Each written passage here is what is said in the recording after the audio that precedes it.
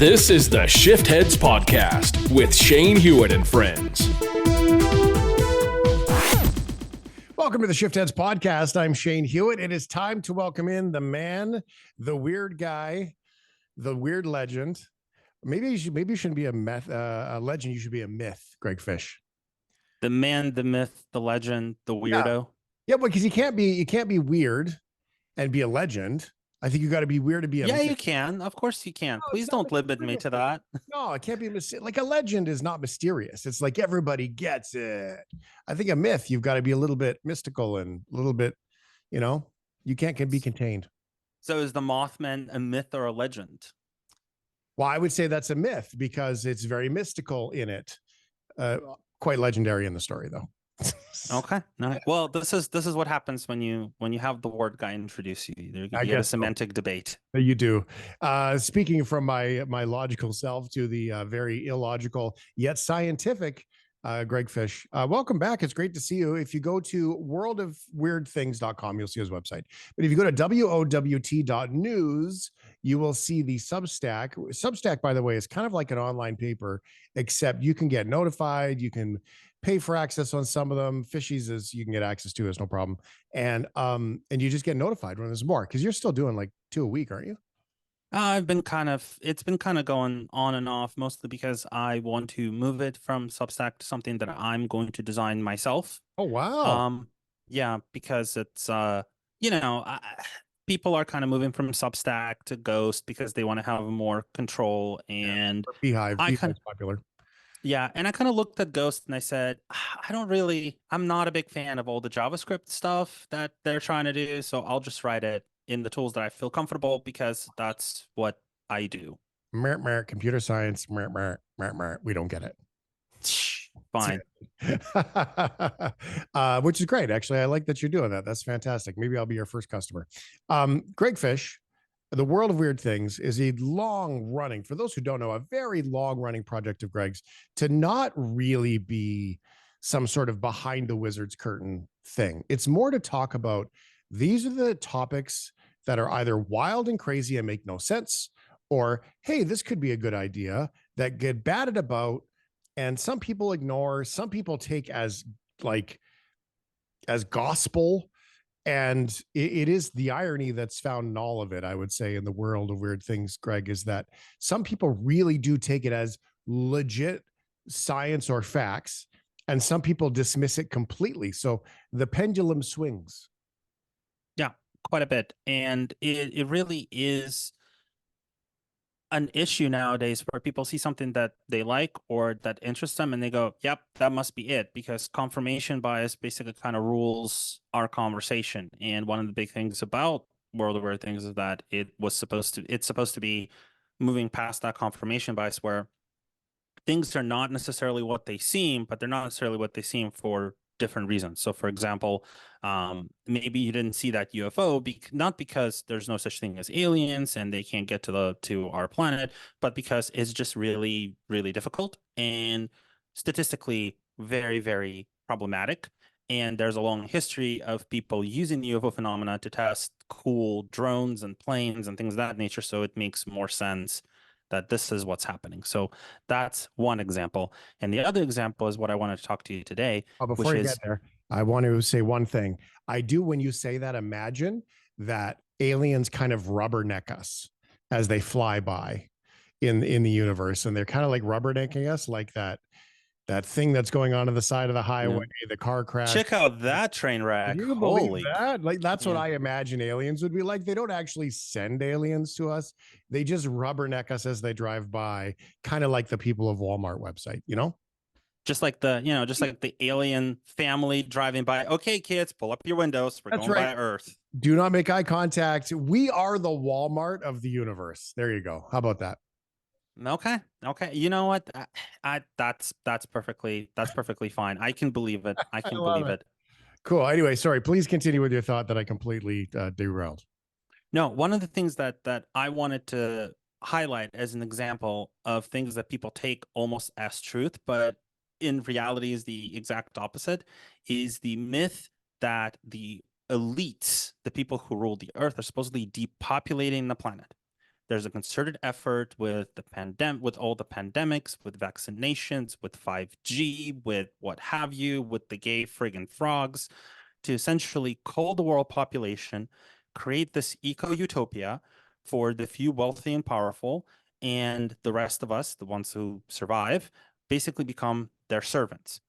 And it sounds plausible if you listen to a whole lot of InfoWars and people who are big fans of Alex Jones. But in reality, the very people who we will be talking about, people like Elon Musk, Mark Andreessen, Jeff Bezos, have actually been super vocal at the end of last year saying that this is the exact opposite of what they want. And in fact, in their ideal world, there would be 1 trillion humans or 50 billion humans or 100 billion humans, or however many of us it takes to basically fill the solar system to bursting and beyond. Mm-hmm. I do get curious about that, Fish, because I don't disagree with you that the conspiracy theories get wild, but there does seem to be a narrative with some people that there are too many people and that the humans are the cancer of the earth, if you will. In order to protect, and this is where I think the look is different. In order to protect the earth, I do subscribe to the notion that people believe less is better. I do believe that. I don't, but I believe that there are clearly signs that some people believe less is better for Earth. The people you're talking about, though, don't believe just in Earth. They tend to believe bigger than Earth, the universe, Mars. We can expand beyond Earth. In order to do that, we've got to have these people. And I have no facts to back that up. It's observational only. In fact, I don't even have an opinion on it. But just from reading all of the things, I just can't help but go, okay, you have one group of people that are, it's kind of like a political left-wing, right-wing thing almost. I mean, just for the sake of spectrum, a bunch of people that say, we got to protect the planet, less is more, get rid of these too many people, get rid of the, I don't know, the poor people or these kind of people. And then you have these other ones that are like, we need more people so we can explode all over the universe. And then there's the moderate people that go to work every day in the middle. I think that that's a fair spectrum look at all of it. So it's a fair spectrum look, but the spectrum is very skewed. So on the extreme, the people who say there's too many humans on Earth, those are known as the degrowth movement.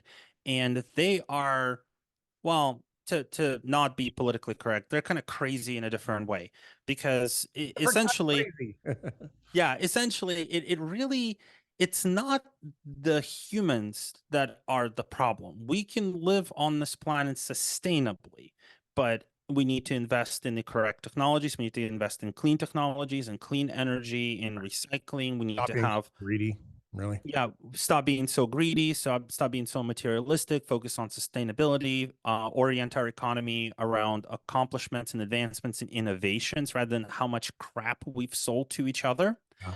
And that way, it really doesn't matter. Well, I mean, it does matter how many humans there are, but we could support a much larger population if we live much more sustainably.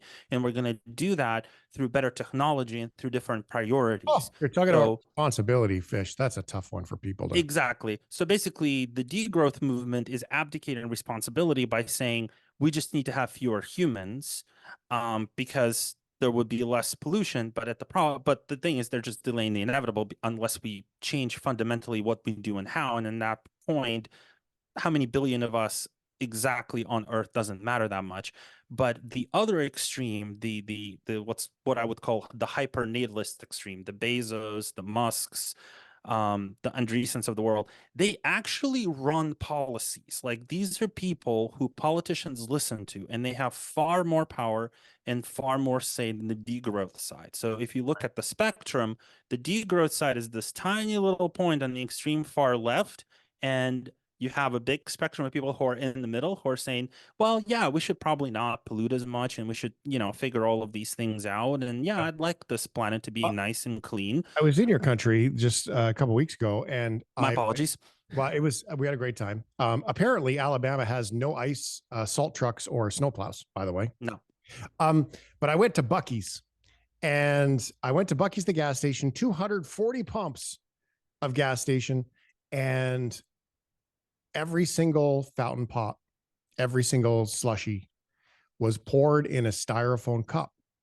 And so I guess I land in that world of, I was quite uncomfortable getting my lemonade in a styrofoam cup. Now, do I believe that the whole plastic straw thing, paper straw thing is going to save the planet? I don't.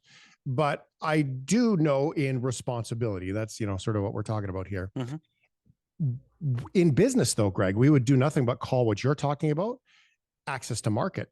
And it seems like when you are already own Amazon and you already own Tesla, which stock has been terrible lately, you want to create more access to market. And so is this anything more than that greedy part kicking back in again? Yep, absolutely, absolutely nothing but that greedy part kicking it again. But to your Bucky's story, I want to say, first of all, that sounds like a normal Bucky's. Second of all, Amazing. yeah, second of all, welcome to that moderate middle that I was talking about, where you're kind of like, I wish we weren't polluting as much. I wish we had a little bit more like moderation in what we're doing. And then in Alabama, what you just said would have you branded as a radical socialist who hates America, mom, baseball, and apple pie. So just so you know, I want to just put in this for those who don't know Bucky's. Imagine Bass Pro plus Walmart plus Circle K gas station equals Bucky's. And I got to tell you, 240 pumps. That's no joke. I loved it. yeah. I mean, the Deep South does have its gas stations figured out quite well as someone who has traveled through parts of the I Deep loved it. South I on a regular literally went basis. back there just to get a mug. I wanted a Bucky the Beaver mug. I did. Not me, it's a cute mug. I can't slut you for that. I But love yeah, it. This well, show we're is talking not about brought to you by Bucky's, by the way. Anyway. yeah, I have no affiliation with them either. Where I live, they don't exist either.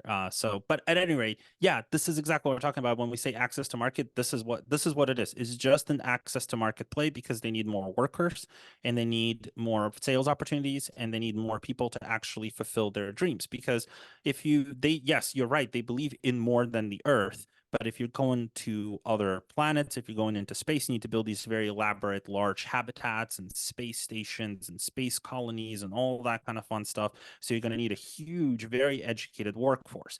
But you see, this is actually where the problem kicks in. The reason why birth rates in the developed world are dropping is because it's just really expensive and problematic and inconvenient to have kids in a hyper-capitalist economy. Because here's why. In the United States, it costs an arm, a leg, a spleen, and half a reproductive organ to have a child. Don't have a lot And to give up, by the way. yeah, exactly. And then on top of that, having that child educated, sending that child to college also costs just a fantastic amount of money. Mm-hmm. And people do it, people get by, people have kids. But you ask people in my generation, you ask us, do you have kids? A lot of us do, but a lot of us can't have kids because we don't feel like we can afford them. Right. And the ones who have kids will say, we don't have as many kids as we want because we can't afford them. So it's not so much that we're sitting here and we're shutting ourselves down and we're saying, okay, that's it, no more children. There's a very tiny minority who says, well, you can't bring a child into a world like this. Bringing a child into a world like this is like dragging someone into a burning building. Yeah, that's a tiny little minority. The vast majority of millennials and Gen Z who are growing up into that age where they're about to potentially be parents, they say, we want to have kids. We want to have more kids than we are going to end up having or more kids than we have, but we literally cannot do it. We can't pull it off with the demands of work, with the costs of daycare and healthcare. We just can't do it. And it's actually the same thing in Europe. And it's the same thing in Asia. People are slowing down because they're spending so much time at work or working, and healthcare costs are rising so quickly because there's all these budget cuts where a lot of these subsidized systems are getting really, really hit. And on top of that, there are still these traditional hierarchies where women who are now earning a lot of money, in some cases more than men, have to potentially give up their jobs that are making them this comfortable living to raise their children and are going to have trouble re-entering the workforce and once again having that comfortable lifestyle. So unless the very same politicians who are now saying that no, this is perfectly fine, if you can't afford kids, can't have them, can't just be screaming at people, breed, damn it, breed. The billionaires need a workforce, Oh, and make expect babies. that to actually work. Yeah, well, so I have mixed emotion about this, Fishy. Everything that you said just makes me sad. Although I do understand, and I have my own writing called, The New Debt, and that this endless land of time debt over, I mean, self-inflicted. I mean, okay, let's talk about the jobs. How many jobs do you have, really? I mean, I have obviously a guy who talks to Greg Fish job. I have be a dad, but I also have be a dad to a boy and be a dad to a girl. I have be a partner. I have be a home maintenance man. I have a maintain a vehicle man. I have my business, which is multiple businesses underneath. And then there's, the other projects I want to do. Then there's the volunteer and community guy. There's the, by the way, I like to help out at the hockey rink for other hockey games. There's the hockey fan job. Then there's my update Instagram job. There's my write about words and future job. You get where I'm going, right? Like you've got computer scientist, you've got be a partner, you've got be a dog dad, you've got be a guy that's a general contractor, oversees his bathroom renovation. You like there, you've got your family. So you've got the good son job, you've got the good sibling job, you've got the good Consulting, podcasts, writing. helping friends with complicated technical issues, because I have friends who own businesses or run businesses. They need someone they can trust to oversee their websites, etc. You've helped me with all that. So like, it's no wonder why people feel overwhelmed. It doesn't even get to that point where that kids are expensive thing, or people feel like they can't afford it. I mean, chances are they can afford it. It's amazing what you can do when you put your mind to it, but no wonder they feel like they can't. They feel like they're overwhelmed, too busy, distracted, can't focus on what they want. And then you can get into, you talked about confirmation bias earlier. You get into a little bit of conditioning, and all of a sudden you have a bunch of people who don't believe they're good enough to do it. And by the way, don't forget to update your TikTok. Yep. So that's exactly what I mean. I mean, there's definitely people who literally cannot afford kids in the financial situation that they are, and I think we need to recognize that. Are their numbers as big as we think they are? Probably not, because they can definitely make something work. Maybe they'll move closer to their parents. Maybe their parents move closer and take on some of that burden. But also a lot of people, because of the jobs and because of how many other things that they're doing, they've lost their support networks that can come in and help them with child rearing. So or they're much more their support network. Yeah. They're just But let's take a second though, because I don't want to ignore this point that we can have to acknowledge the fact that being a parent does not mean having money, and being a good parent. And there are a lot of parents out there that have been amazing parents. Okay. Being poor and no money. There have been some amazing parents with no money and some terrible parents with a lot of money. They're not correlated at all. It's being a good parent. So I understand why it occurs to people or feels like they can't be a good parent if they can't provide the good sports team or the good school or the good university. Being a good parent, though, is nothing about that. And yet, look how the notions of it, and I agree with the notions. I think they're valid. Mm-hmm. But truly, when we boil it down, your family, my family, and we talk about our family members, our parents, our aunts and uncles, the fundamental thing about my dad and my mom has nothing to do with money, has nothing to do with that. So isn't it ironic, I guess, is the point, right? That we get all tangled up in this. Yeah, because it comes down to what we don't feel like we can provide the necessary opportunities, opportunities that we believe are necessary, not even that are. Yes. But by the way, breed, go make babies. We need to populate the solar system is truly a thing that some people believe. Yeah. And those people are very powerful, and those people influence policy. And so the very people who were told are putting in 5G towers to depopulate the planet, who are giving us COVID vaccines to depopulate the planet, are actually saying we need 1 trillion of you stat, because we need to grow our market, because we can't, if the population of the earth dips as it's projected to do after 2100, then their economy, the wealth that they possess will contract, or rather the wealth that their descendants will possess will contract, because the economy will become smaller, because our economy is the consumer economy, and the fewer consumers and the fewer workers there are, the smaller the economy. So this is why they're so into this whole idea of like, no, we need to spread and populate the world, and then other worlds, and then the solar system. But the problem is, without really shifting gears, how we run the economy, how many opportunities we provide to people, all the stuff that they decry with the diversity, equity, and inclusion ideas, with ideas of retooling the economy to be more sustainable, the idea of retooling the economy to be more fair, to provide more opportunities, to have more unions. Without all of that, without giving people this feeling that, yeah, we can totally have children, we can have as many children as we want, we know they will be taken care of, we know they will find a job, we know they will be properly educated, all of that has to happen first before they achieve that goal. So it's kind of like interesting that this would kind of be their undoing.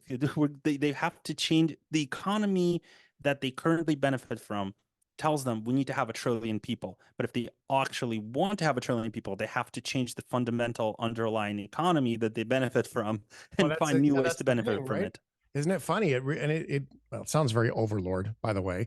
But if they've got so much money, why don't they just pay us per baby and call it a day, and we'll just go out and we'll get our hump on and we'll give them the babies? Well, the simple reason is because they're greedy bastards. Very good. I mean, there are European governments that have tried to do that.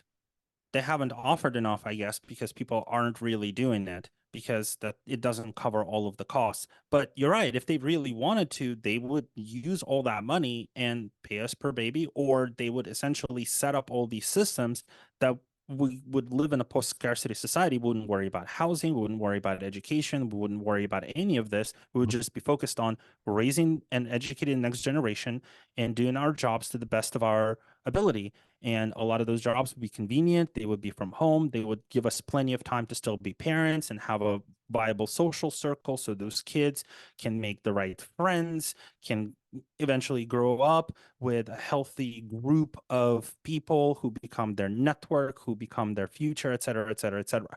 So yeah, but they don't want to do that because they're greedy bastards. Well, they just want us to breed. Yeah, you said it really well in the article, that there was this one line that you had said that I really like, is you said this sort of notion, this fantasy of luxury communism, that once we become a society where everybody's equal because nobody has to work and computers are doing the work, that everyone's going to get a free Lamborghini, right? Like this luxury communism. And that's not a thing. Humanity kicks in again. You can't get there, right? Like like Greg Fish knows with his family history, you actually can't get there. Being from that area of the world, but it's crazy. It's a crazy, crazy, crazy notion, Greg.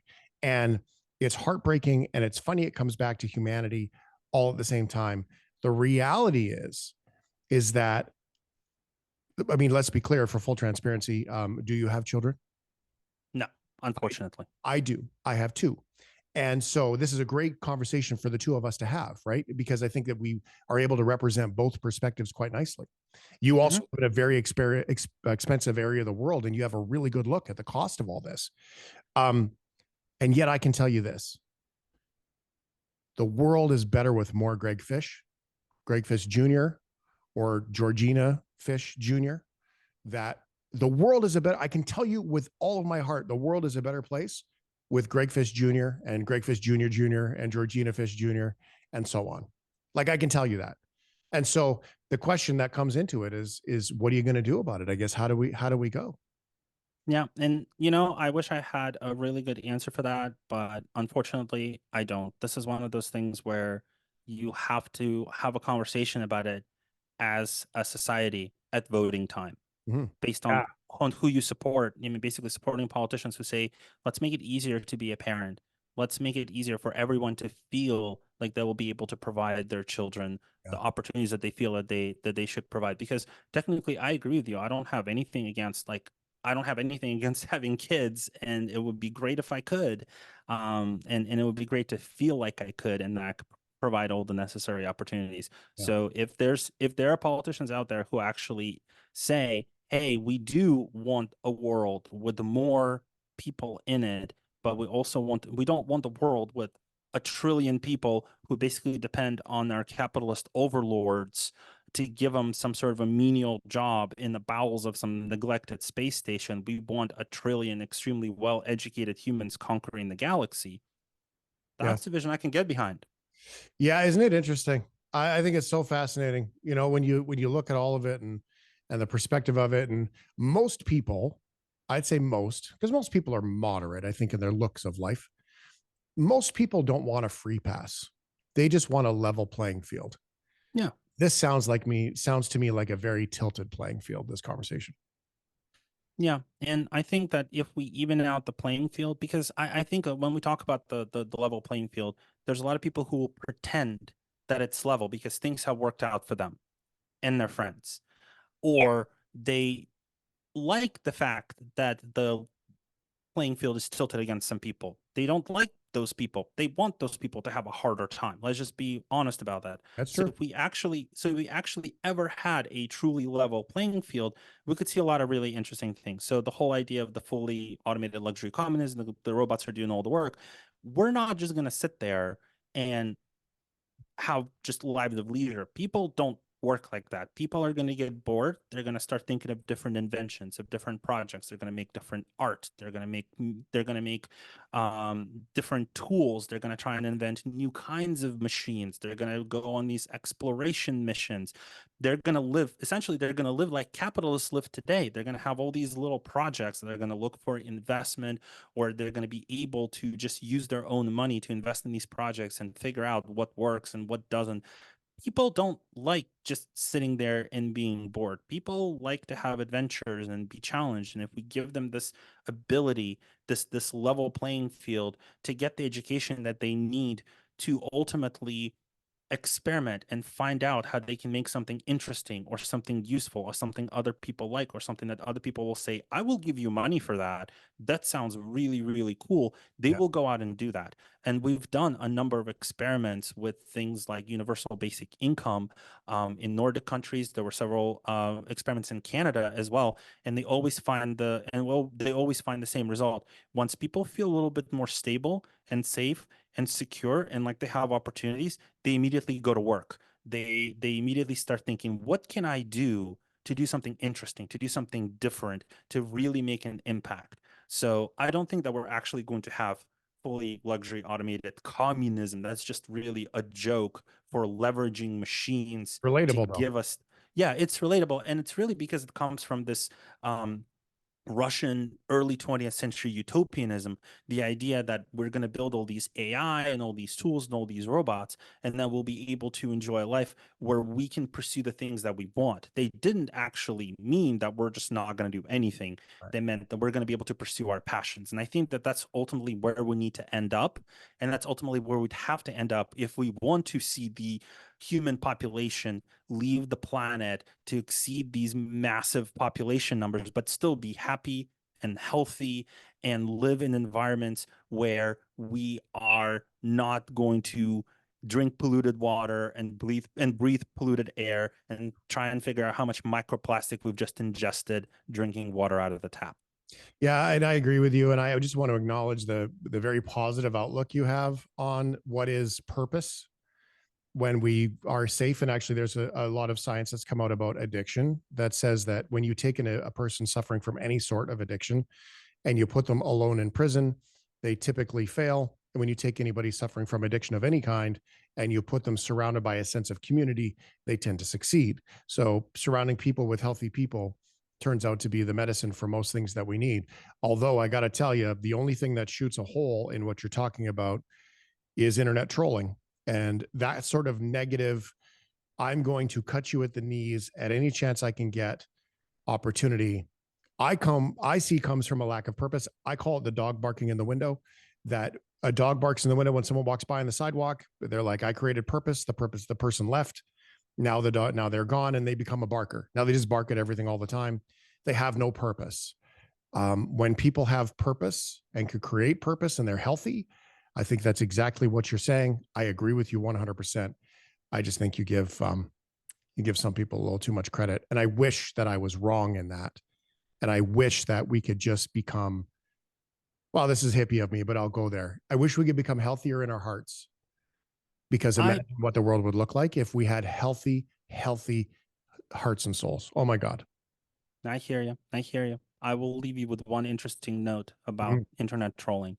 There's research which says that internet trolling the spike in internet troll comments usually happens when most people get home from work or are done with work for the day. Oh, interesting.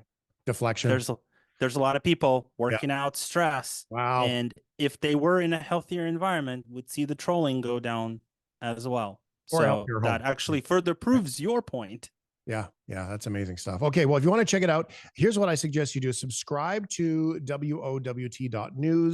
The link is in the description there, so you can follow along with Greg when he gets his budding gear and creates this new platform that he wants to share it on, which with Greg, he probably have it done by dinner. We will, give or take. Maybe supper time. So we will, that's where you start. And the benefit of that is that you will get an email when there's a new article posted, so you can read it, and please do share it. The reality of all of this is none of it works unless you follow Greg's Fish Substack. None of it works unless you subscribe to this YouTube channel. That is how we can continue bringing this content and conversations that we believe make a big difference in maybe some fantastic topics, but really bring it home into the way that we look at things. And that's my favorite part about this and Greg Fish. Thank you, sir. Always a pleasure. The Shiftheads Podcast.